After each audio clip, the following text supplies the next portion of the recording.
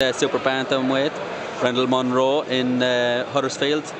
Rendall, you know, Irish fans will know you quite well from your rivalry that you had with Bernard Dunne.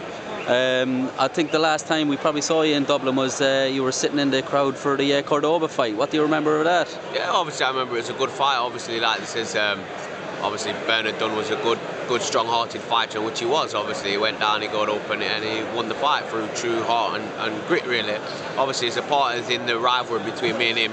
Obviously, there was never a rivalry, you know what I mean? Because I always said that if he wanted the fight was there, you know what I mean? I was waiting, he was waiting, so basically, it never happened, you know what I mean? And obviously, I've always said that I'm one of these fighters who, obviously, my team, Jason and Mike, and obviously Frank Maloney, they do the talking, I do the fighting, basically, you know what I mean? So if they'd have said that the fight was on, the fight was on. So apart from that, I'm one of these, I don't really take no notice of no people talking behind the pipelines, people talking in magazines and internets and that. It don't interest me. I'm just interested in what needs to be interested in, and if the fight was on, the fight was on.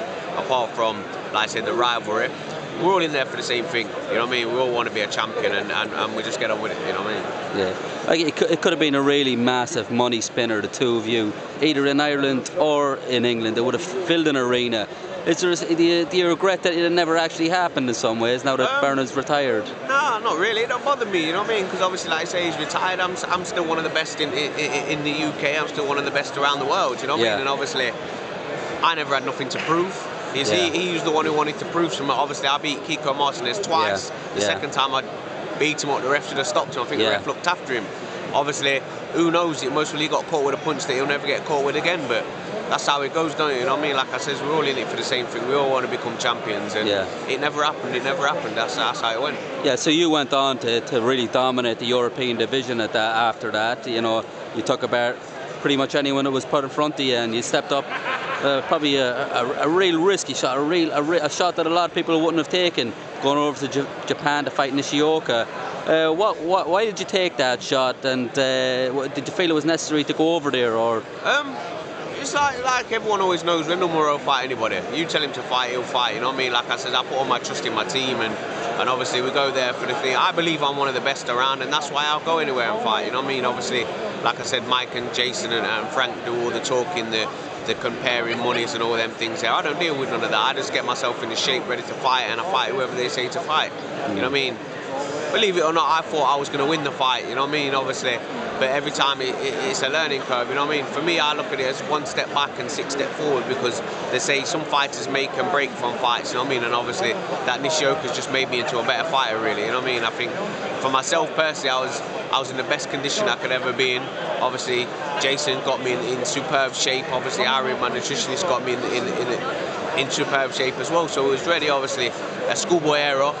When we was over there, what messed it all for myself. But like I say, you live and you learn, you know what I mean? And the best thing about it is I'm enjoying it. You know what I mean? Obviously, I went out there, I lost. So what? You know what I mean? Champions lose. You just pick yourself up and get on with it. So you're taking the positives out of that and moving forward with your career. In terms of moving forward, what are the plans for the next year? Obviously, like I said, I don't really know too much. I just fight and get myself ready for actions. You know what I mean? Obviously, they're saying about me fighting now. April the 9th is a comeback fight. I think it's an 8-rounder. So we'll just take it as there. Obviously, like everyone knows, I'm a lad who always likes to be in the gym, who always likes to keep in shape, and we'll just tick on and get on with it. Yeah. So where is that fight on April the 9th? Do you know who you're fighting yet? No, I think we're up in obviously these ends of town. Yeah. You know what I mean? So, like I said, I go anywhere, I fight anywhere. I'm enjoying the game. I'm loving the moment. Yeah. And listen, it's so busy at the moment at Britain and Ireland with the super bantamweight division. You got Willie Casey fighting for an interim world title, and you got Jason Booth chomping at the bit, and you just have to see in Carl Frampton fight here tonight as well. Do you see a fight when any of those happening anytime soon? Like I said, I'll fight anybody. Yeah. Do you know what I mean? My team make the decisions. I just get myself in shape, ready to fight, and I'm a strong believer that I'm one of the best around. So we'll just get on with it. For me, you know what I mean? Obviously, like I said, Jason just gets me in that shape. Harry gets my conditioning work spot on, and we just go from there. They believe that I'm going to be one of the best. I believe that I'm going to be one of the best, and we'll just get on with it. So you got to watch a few rounds of Carl Frampton here this evening. What was your opinions there? What did you see there? Good boxer, but like I say, it's just one of them things. I don't never like to disrespect no one in the game. You know what I mean? We're all in there for the same thing, but I look at it as like, I don't think there's much there for me to worry about. You know what I mean? Like I say, he's an up and coming fighter. You know what I mean? you know what I mean, blowing my own trumpet, but I think I'm on a different level to him right about now. But like I say, he's a young lad, he's still coming through, and everyone learns from fights, you know what I mean? He's still coming through, so he's still got time to get better, and obviously I have, so. Okay. All right, well listen, good luck in April tonight, and good luck with the year ahead of you.